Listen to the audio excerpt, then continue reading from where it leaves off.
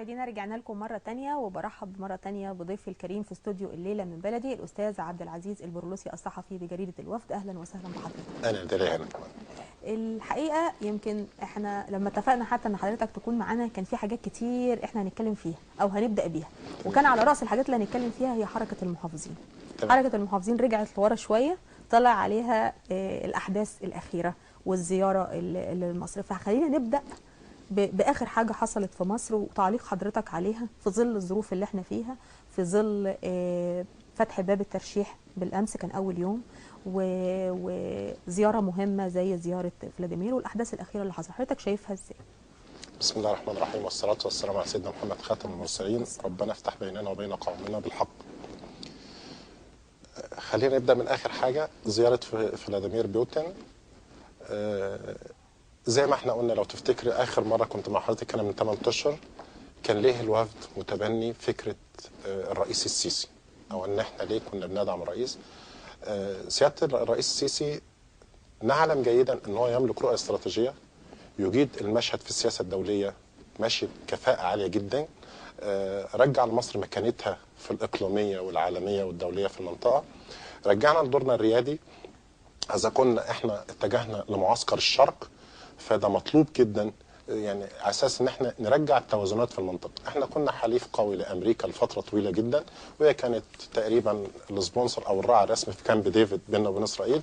ولكن لما بدا الموقف السياسي الامريكي يتغير تجاه مصر، وخصوصا بعد حكايه الاخوان المسلمين، وبدات في مؤشرات وفي افكار استعماريه جديده في المنطقه، وزي ما قالت كوندريزا رايس ان في شرق اوسط جديد، كان لازم تنتفض مصر. ويمكن كان خير دلاله 30/6 الشعب لفظ الاخوان بافكارهم بمخططاتهم بكل حاجه، وكان بدات القياده السياسيه الحكيمه ان احنا بعد ما قال الشعب كلمته واختار سياده الرئيس السيسي، فالراجل بدا ينفذ مشروعه الرئاسي السياسي في تواجد ان نفتح قنوات اتصال مع دول كثيره، ودوله زي روسيا ذات ثقل هتعمل توازن في المنطقه.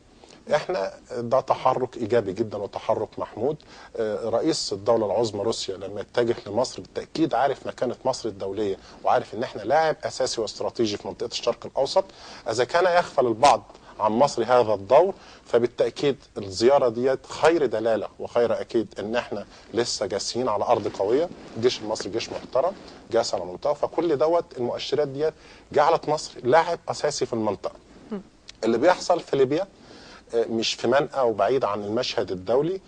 طبعا في قوى بتعبث في ليبيا، اللي بيحصل في السودان في دارفور تحديدا، اللي بيحصل في الحوثيين ومضيق باب المندب، اللي بيحصل في القرن الافريقي في الصومال واريتريا مجاهدي خلق والكلام ده، اللي بيحصل في مضيق هرمز واللي موجود القياده المركزيه الامريكيه والقاعده العسكريه الامريكيه، واللي بيحصل من الناحيه الثانيه من الجبهه الشرقيه من ايران.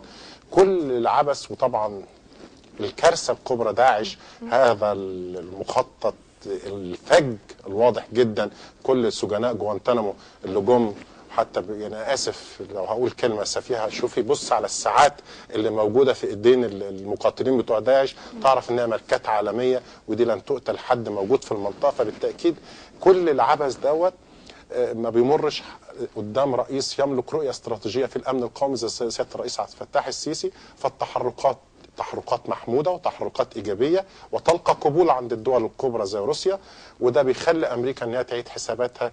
اذا كانت لها مخططات الحمد لله احنا افشلناها، واذا كان في فعلا كلام بدا واضح جدا اللي بيحصل في سيناء. تفتكر حضرتك الزياره بتاعت فلاديمير بوتين لمصر زياره ممكن تكون مقلقه للبعض الاخر؟ بالتاكيد، هي المعسكر اليميني بالكامل استنفر قواه. انت دلوقتي اللي بيحصل في اوروبا في اوكرانيا تحديدا، واضح ان روسيا ما زالت موجوده احد افراد اللعبه. فاذا كان يغفلها البعض وكان حاول تهميشها لفترات، يمكن من اخر عهد كان الدوله قويه كان جورباتشوف، جه يلسن بعد كده ما كانش على مستوى الحدث. لما جه في فلاديمير بوتين، الرجل يعني اعاد لروسيا مكانتها الدوليه، بدأ يعني القوة الروسية تثبت على أرض الواقع في أوكرانيا. وبعد ما كانت أمريكا بتستخدم الحلول العسكرية في كل حتة في العالم، جت دلوقتي في أوكرانيا بتقول لك لا احنا ما ينفعش نستخدم الحل العسكري، الحل السياسي المطلوب. والكلام ده أول امبارح بيتقال، ورئيس الاتحاد الأوروبي بيقول الكلام ده كمان، وحتى رئيس أوكرانيا بيقول احنا نملك ان احنا نستخدم الحل العسكري، لكن لا، روسيا موجودة بقوة. وإذا كان في حد بيفكر فينا بتفكير سلبي، احنا بنقول له نملك البدائل ونملك الحلول. واحنا ومن قوتنا الداخليه ومن قوه جيشنا المحترم فرضت احترام الاخرين علينا. هو عايز، احنا مش حلفاء لحد، احنا ما فيش خصومه مع حد، احنا ما نقلش عن روسيا ولا نقل على دوله. ما انت مسكت بعزيز الا قد ذل. مصر هي مصر، احنا دوله من الدول العظمى، احنا بس نقضي على الفساد في سنتين نرجع لمكانتنا. احنا بنحارب من كل ناحيه ومع ذلك موجودين الحمد لله، ومصر ستظل باقيه انها المحروسه. فبالتاكيد الزياره بتاعت بوتين قلبت الموازين كلها في العالم وفكرت. تفتكر ملف رئيسي استاذ عبد العزيز هيكون على راس المحادثات ما بينهم ملف الارهاب مثلا؟ طبعا مواجهه الارهاب ومكافحه الارهاب ممكن يكون ملف رئيسي؟ هو يعني انا ليا تحفظ، يعني مسمى الارهاب نفسه طبعا يعني ايه، داعش مش ارهاب.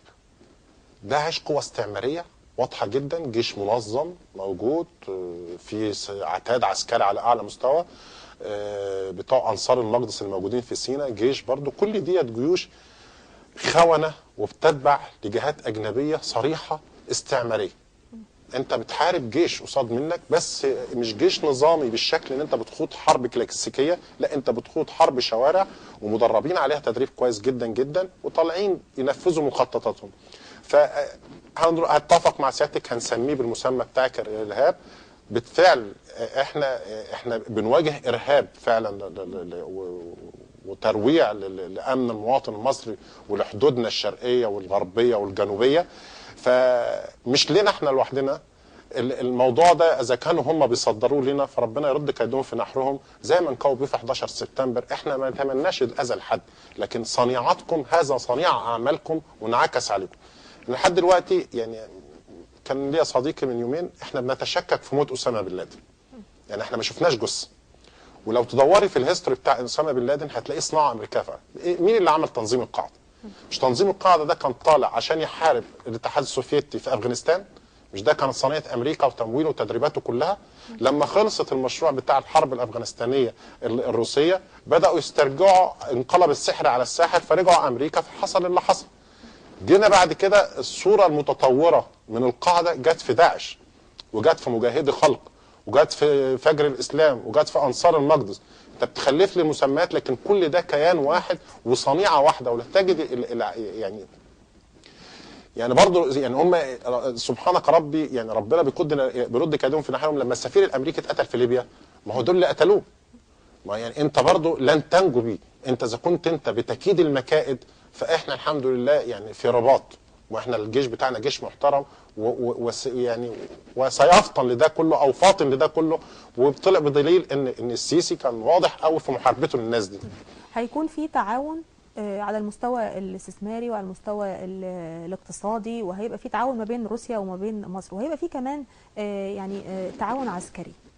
يعني طبعا احنا لسه يومين ولسه هنعرف تفاصيل اكتر في المحادثات اللي بينهم، لكن هيبقى في تعاون عسكري ما بين روسيا وما بين مصر. حضرتك شايفه ازاي؟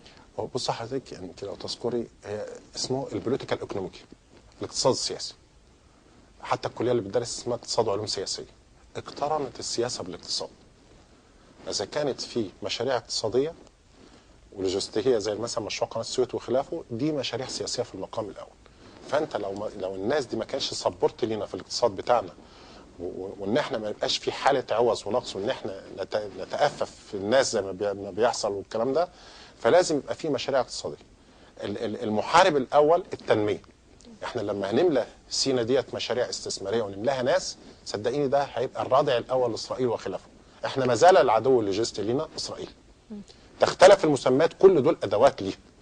اذا كانت في جماعات ارهابيه، وانا مش عايز اتكلم في انظمه في الحكم كمان موجوده للاسف، خونه وعماله، لكن احنا الحمد لله اذا كان في انا بتفق معاكي ان احنا الصين في اتفاقيات اقتصاديه.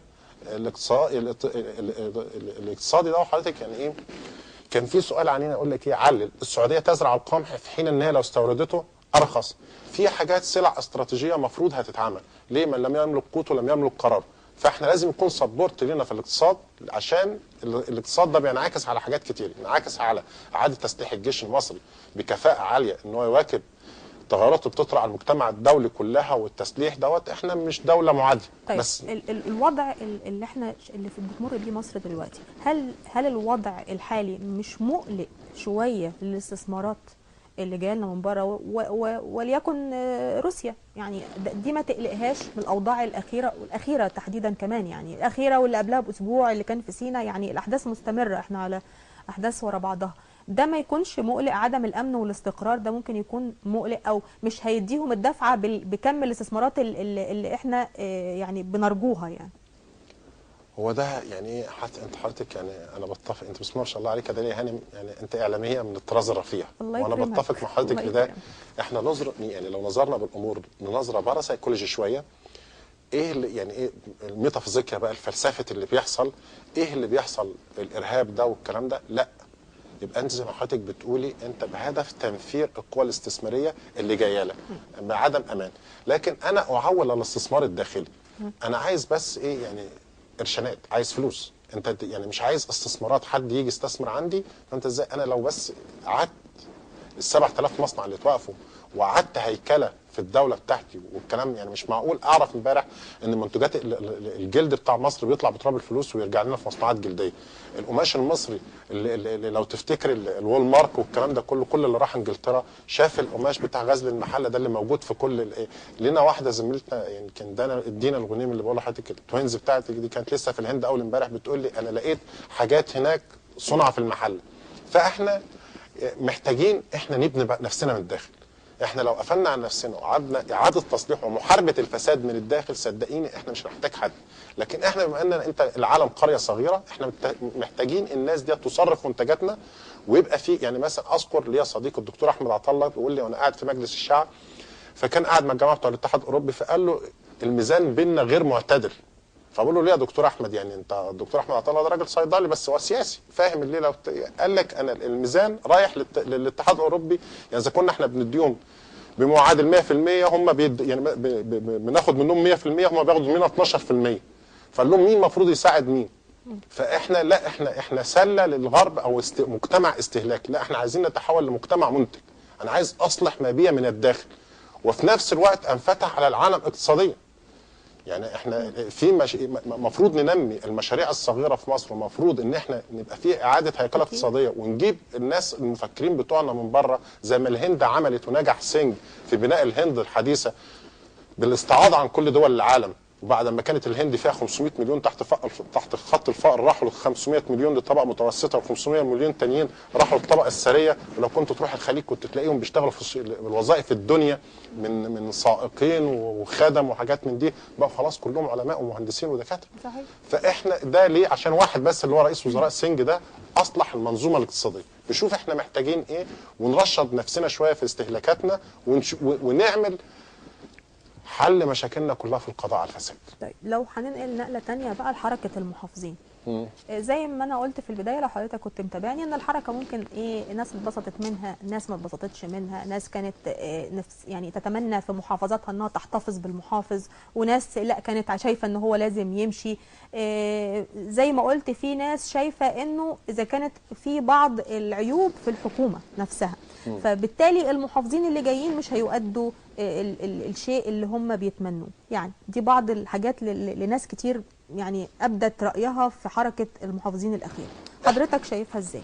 انا بقول لحضرتك نرجع لكلامنا من الاول خالص، احنا دوليا 10 على 10، السياسه الدوليه في مصر اكسلنت، قادين دورنا تمام قوي. المشير السيسي ناجح دوليا قوي، عامل ابرام اتفاقيات على مستوى عالي، رجع مصر مكانتها. لكن الملف الداخلي في مصر. طيب اهلا بيك يا سعيد بيه في الغربيه. اهلا بيك يا فندم. اهلا بيك. وانا موظف في شركه بترو تريد. اهلا بيك. وطبعا احنا عارفين ان حضرتك تاريخك جميل جدا في قطاع البترول، وعارف ان حضرتك كنت ناجح جدا، وعارف ان حضرتك نشط. يعني انت حضرتك احنا كنا شغالين معاك وعارفين انت ما بتنامش يعني حضرتك. الله يخليك. فاحنا زي ما حضرتك قلت يمكن احنا مشكلتنا في طنطا طبعا تحديدا، ان طبعا زي ما حضرتك انت كنت واضح جدا في استكمال مشروع سياده اللي هو محمد نعيم. هو يعني كان راجل اكتف جدا، لكن ما كانش متواصل شويه مع السياسيين. فانا واثق ان حضرتك ستجيد دوت. لكن احنا برضه حضرتك يعني مشكله المرور في طنطا دي تشغل بالنا كثيرا، فانا واثق ان حضرتك ان شاء الله تكون ناجح في حلها يعني. والله انت بتكلمني او انا بتكلم مع حضرتك وانا قاعد في المكتب ومعايا اللي هو خالد مدير اداره العامه للمرور محافظه الغربيه، ويمكن انت حضرتك زي ما تكون قاعد معانا او يعني في كاميرات في المكتب بتوصل لك تعرف ان احنا قاعدين بنتكلم في مشكله المرور حاليا على محافظه الغربيه. واحنا واثقين في حضرتك، واحنا اكيد واثقين في حضرتك. واحنا تليفوننا النهارده احنا صحيح تطرقنا لنظره حضرتك لمحافظه الغربيه، بس احنا النهارده بس بنقول لحضرتك مبروك وان شاء الله بالتوفيق، ونكون مع حضرتك خطوه بخطوه باذن الله في الايام اللي جايه. شكرا جزيلا، شكرا جزيلا مهندس سعيد مصطفى كامل محافظ الغربيه الجديد، شكرا جزيلا لحضرتك. نستكمل كلامنا. المهندس سعيد كان رئيس مجلس اداره شركه بترو تريد، وبعد كده يعني نجح في شركه بترو تريد، راح شركه مصر البترول، وهو بعد مصر البترول جالنا محافظه غربيه، فيعني راجل يجيد العمل العام والعمل الميداني. نرجع لنقطه ال 22 لواء اللي اثيرت اسمائهم كمحافظين، يعني عمل جدليه في الشارع وعمل حاله من اللغط. فانت عملت ترانسفير، تحويل في حقبه زمنيه صغيره جدا، وغيرت المشروع بتاعك اللي انت كنت حاطه. فيتهيألي ده كان عمل شيء من البلبله. اسماء محافظين ظهرت جديده، يعني كلام سمعنا ان واحد محافظ بيحلف اليمين ومش عارف في محافظه ايه، وسمعنا ان في محافظين مثلا، يعني اسمع ان في محافظ كان ماسك استشاري في مكتب ابراهيم سليمان، ولكن في محافظين نامل ان هم، يعني مثلا محافظ اسكندريه ده اللي حديث الفيسبوك وسائل التواصل الاجتماعي. دكتور هاني المسيري الهيستوري بتاعه حلو جدا، ان ننكر ده. كان حتى الزميله في الاعداد بتتكلم معانا الاستاذه امل هلال دلوقتي بتقول لا الراجل عنده سي في عاليه جدا، يعني في كواليفيكيشن معين، في ورق، في داتا بتقول في ماجستير وفي دكتوراه، يكون جاي بقى من برايفت، من وقت، من عمل خاص او من عمل عام. بس احنا نامل ان الناس دي تكون ناجحه. يعني مثلا اقول لحضرتك ان الاتحاد الاوروبي كله، يعني مثلا ديفيد كاميرون شوف سنه قد ايه، والراجل اولاند بتاع فرنسا سنه قد ايه. فحته ان سنه 40 سنه ده في اسكندريه ده كويس، مش وحش، ده مش عيب. زي كنتوا انتوا بتقولوا ان القياده السياسيه، لا احنا عندنا كمان محافظ، بس انا مش عارفه اذا كنت صح ولا غلط، محافظ في الاقصر 35 سنه. ما عنديش معلومه، بس هو لا انا عندي هو اصغر محافظ في 17 محافظ. انا اعرف ان كان في مستشار كان عنده 38 سنه وده رفض لانه خاف ان هو يطلع في الحركه الوزاريه، لان طلع قانون القضاء الاعلى دلوقتي ان انت لو مارست عمل تنفيذي ما ينفعش ترجع للمنصه تاني. فهو ده اللي كانت ايه، بس لو كان خد ابروف ان هو في حاله ترك المحافظ. لا هو في محافظ عنده 35 بس انا مش متذكره هو الاقصر ولا مين، بس انا متاكده من المعلومه يعني. بس هو عموما بغض النظر انا شايفه ان الاعمار يعني فعلا مدى العمر نزل، يعني ما بين الاربعينات وما بين الخمسينات. في يعني احنا دوله 59، احنا دوله عاتيه وفتيه، يعني 60% منها شباب. بس ده بيحقق اللي احنا بنقوله انه الشباب والخبره. ما هو لازم يعني لازم اعمل توازن، يعني يبقى في بالانس. مثلا في اكسبيرينس حلوه جدا وراجل ليه اسمه وتاريخ وهيستوري كده. يعني اقول لحضرتك ممكن يكون في واحد، يعني مثلا خدت المقوله دي برضه من الدكتور احمد عطا الله، كان يقول لك عاطف صدقي كان انجح رئيس وزراء مصر، بس كان راجل غير سياسي ما يعرفش يتكلم كلمتين. هو رجل في ناس يعني كله ميسر لما خلق له، في تنفيذي يجيد، لكن يا جماعه منصب المحافظ ده منصب سياسي، رجل يملك التوازن بين الحكومه والشعب والتنفيذي. لو انت، يعني انا اذكر ان احنا جينا هنا وكنت اوجه نقد كثير للواء محمد نعيم ان هو ما كانش متواصل مع الاعلاميين ولا السياسيين، لكن راجل كان لا انكر عليه ان هو راجل كان نظيف جدا، راجل فعال جدا. هو الحقيقه سياده اللي هو كان معانا هنا في الاستوديو، كان ناشط جدا وكان دايما، وده كلمته كانت معانا وبيقول انه انا عارف ان المواطنين والناس زعلانين مني لاني احيانا بكون ما بقابلش ناس كتير، واحيانا بكون عنيف او شديد معاهم، وبالتالي انا عارف ان ده ممكن يكون مش صح، بس احيانا الواحد بيكون يعني انا بتعامل بطبيعتي، انا احيانا ببقى كده لما ممكن يكون ده يعني عملي شويه. لا بتبقى طبيعه شخصيه. يقول الرسول لكن يعني خلينا دايما نقول عليه الصلاه والسلام، لكن خلينا دايما نقول انه اللي بيؤدي دايما نفتكر الاداء اللي اداه، وجزاه الله كل خير على اللي عمله، واللي جاي يستكمل. ما احنا ايه، ناخد عظه وخبره، ان تشوف انت الفيت المستيك الاخطاء اللي انت وقعت فيها فتتغاضى. يعني الرسول صلى الله عليه وسلم بيقول لك رحم الله عبدا سمحا اذا باع سمحا اذا اشترى. وانت مش هتخش الجنه الا برحمه ربنا سبحانه وتعالى، لان الصلاه والصوم دي فروض غصب عنك لازم تعملها. فانت لازم يعني عشان ربنا يكفلك برحمته الرحمه. فانت الرحمه اللي هو اللي حتى يعني الرسول صلى الله عليه وسلم قال لك ايه، المؤمن كيس فطن. السكيلز، مهارات دي التواصل. حاجه، وحاجه ثانيه برضه يا استاذ عبد العزيز عايزين دايما نكون عارفينها، انه من رابع المستحيلات انه شخص واحد هيجتمع عليه الجميع. مؤكد. ده يعني ما فيهاش جدال. يعني هنجيبها على مثال، انا مش هجيبها على مثال المحافظين. وعندنا واحد يعني انا مثلا بعمل برنامج ممكن حد يتفرج عليه ويستمتع ان هو بيتفرج عليه، وممكن حد يتفرج عليه اللي بقى مش مستظرف اللي بتقدم البرنامج. يعني ان احنا يعني خلينا نقول ان ربنا سبحانه وتعالى اختلف عليه الناس، يعني في ناس عبدته وفي ناس ملحده، فبالتالي احنا ما هنقدرش نجيب شخصيه ونقول انه كل محافظه مثلا دمياط او الغربيه او كفر الشيخ او متوافقه على هذا الشخص. هي الكاريزما بص، الابيليتي والقبول ده والكاريزما دي فوارق بشرها ربنا سبحانه وتعالى اداها لحد. يعني مثلا هاتي واحد زي السيسي ده، الناس بتعشقه، ده بتاع ربنا، يعني كاريزما بس برضه لو رجعنا في هل ما فيش حد بالتاكيد في متحفظين التانيين بقى دول معروف فيه بالظبط. لا وغير ده انا هقول لك على حاجه. يعني اللي بيحصل في مصر ده دلوقتي حضرتك، ان لما السيسي بدا يفتح ملفات الفساد الداخليه من الفلول وخلافه، بدا اللي بيحصل التجاوزات والخروقات الامنيه اللي بتحصل دي، لانه بيحارب في 3 جبهات. بيحارب عدو خارجي اللي هو انصار المجلس والخلاف والناس اللي هي غاوياك وعاوزه تقسم لك منطقه، وبيحارب الفساد الداخلي، وبيحارب في الاخوان صراحه بقى الايديولوجيات دي اللي هو ده عدو سياسي ليك بقى. يعني انت بيخوض 3 حروب، ومع ذلك الراجل يعني نتمنى ان ربنا يوفقه، لانه توفيقه هيبقى توفيق لمصر كلها يعني. وتوفيق جميع المحافظين الحقيقه، ونتمنى يعني توفيق المحافظين طبعا، لان يعني لكن حضرتك شفت ان التغيير اولا احنا قعدنا فتره كبيره جدا نسمع انه كل شويه هيحصل تغيير محافظين وما يحصلش، يعدي شهر واثنين وثلاثه. احنا بقالنا في القصه التغيير المحافظين دي بتاع 8 شهور مثلا، واحنا كل شهر في تغيير. هو السؤال ليه التغيير دلوقتي؟ طب ما هو ده انا لا ده انا اللي هساله دلوقتي حضرتك. ما تسبقنيش. فهو بقى يعني انا يعني احنا حتى في فتره قبل كده قلنا لا مش هيغيروا، دول هيستنوا لما يعني مجلس الشعب يخلص، لان انت مجلس الشعب هيجي يكر الحكومه. بالظبط. احنا دلوقتي خلاص احنا انتخابات مجلس الشعب خلاص يعني يعني كلها شهرين بالظبط. فليه تغيير دلوقتي؟ ايوه. هو حضرتك يعني احنا طبعا معروف وانتوا استاذتنا ان مجلس الشعب ده اللي يعني اللي هيقرر، هيسحب الثقه. اول حاجه الحكومه كلها بتيجي تقدم استقالتها قدام مجلس الشعب وفي حكومه جديده. فطبعا الشهرين دول ليه تحديدا دلوقتي؟ خلينا نقول اذا كان هناك القصور في بعض اداء المحافظين، وان كنت انت داخل على الاستحقاق الثالث في الدستور انتخابات التشريعيه، فنأمل ان المحافظين اللي جايين دولت ما يملكوش ظهير سياسي او خلفيات سياسيه، ويكونوا حياديين في اداره العمليه الانتخابيه، ويكونوا على مستوى الحدث. لان اللي جاي في حقبه زمنيه اعرف ان ده راجل بروفيشنال قوي، اللي جاي يشتغل شهرين جاي مثلا مش هنقول حكومه تيسير اعمال، ده جاي اسعافات اوليه. راجل جاي بيعمل اسعافات وبيعمل انتعاش للمحافظات والكلام ده، ويشوف المتوقف ايه ويستكمله. فلكن نبقى العدد كبير شويه، وفي حركه في التعديل الوزاري كمان في خلال ايام برضو. يعني احنا في وزارات، يعني انا في برضو يا ريت ندمج الاجندات الوزاريه شويه، لان ده لود كوست على الدوله. مش معقول يبقى التكلفه دي كلها في الدوله بتئن في الوزارات ديت ميزانيات ضخمه. نشوف الوزارات الفاعله.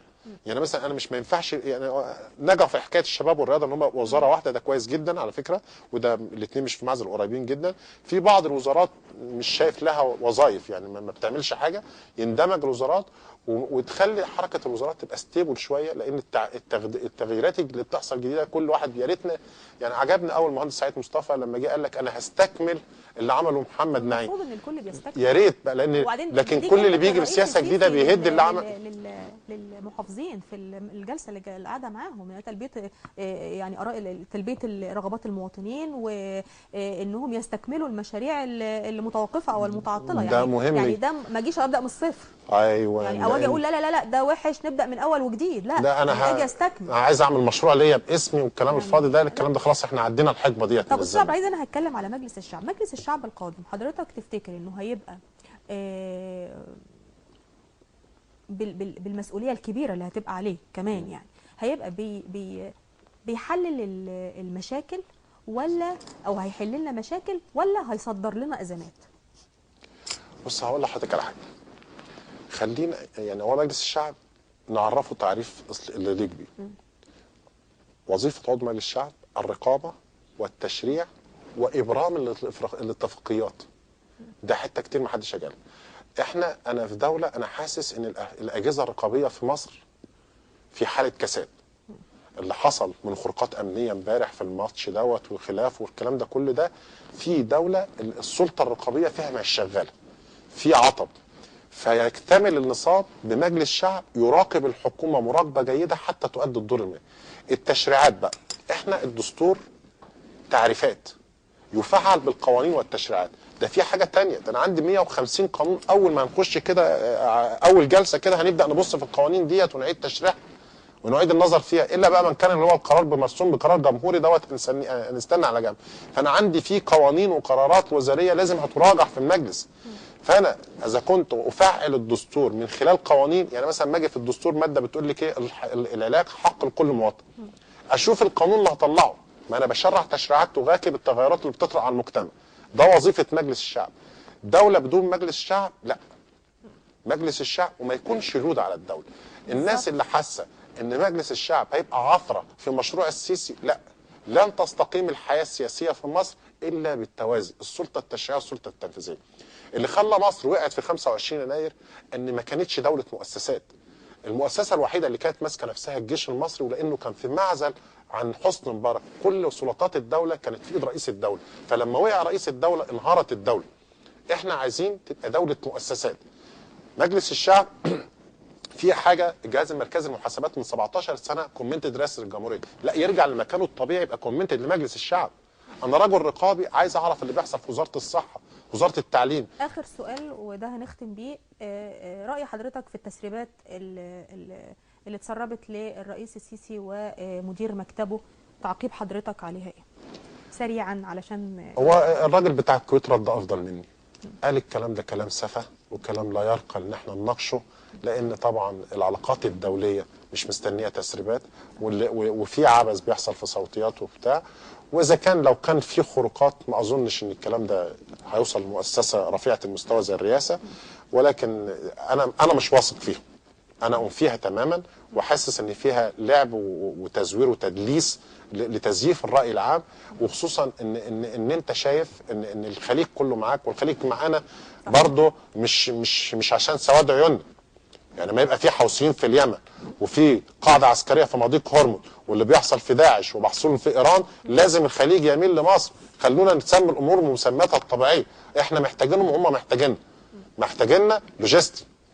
فالتسريبات وخلافه لا، ده سفه وافلاس من اللي بيروجوها، لان طبعا ايه، مش لاقيين حاجه امرجنسي، حاجه محترمه تساق للناس تزور الراي العام، فبتطلع التسريبات ديت. ممكن تكون فيها لعبه في الصوتيات، ممكن يكون فيها يعني شيء من الحقيقه ويدلس بيها الباقي وتزود عليها، فهي كلها مجملها لا، شيء غير صحيح وغير سوي، مش جدير بالنقاش، ومش هيأثر على العلاقات الدوليه ولا يأثر على حاله العوام في الشعب، يعني ما لهاش اي تأثير ولا سلبي ولا ايجابي. واحنا بنتمنى ان احنا الايام اللي جايه تكون افضل على مصر، وان احنا يعني نفسي ابدا حلقتي مره من غير ما اقول تعزينا لاسر الضحايا الحقيقه، لان بقالنا فتره طويله جدا والله يا استاذ عبد العزيز كل ما نبدا الحلقه دي فقره اساسيه ان احنا بنقدم التعازي لهنا والهنا والهنا والهنا.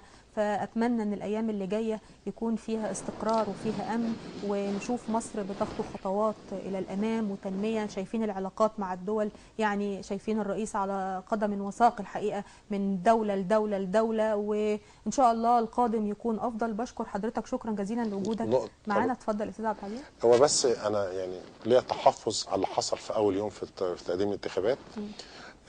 برضه احنا لسه مجتمع ذكوري، يعني لسه ليا زميله الدكتوره هاله توفيق كانت بتقدم اغمى عليها 3 مرات. ازاي يعني؟ انا حاسس الموضوع ده على مستوى الجمهوريه كله حاجه عن عمد. السفه اللي بيحصل في التقديم، ان انت تخلي محكمه واحده اللي هي محكمه طنطا اللي يتم فيها تقديم الطلبات، في سبيل ان انا عندي 6 محاكم في الغربيه، محكمه الصنطه وكفر الزيات والمحله، فانت كنت المفروض تفرد المساحه للناس دي كلها. المفروض يبقى في شيء من النظام شويه.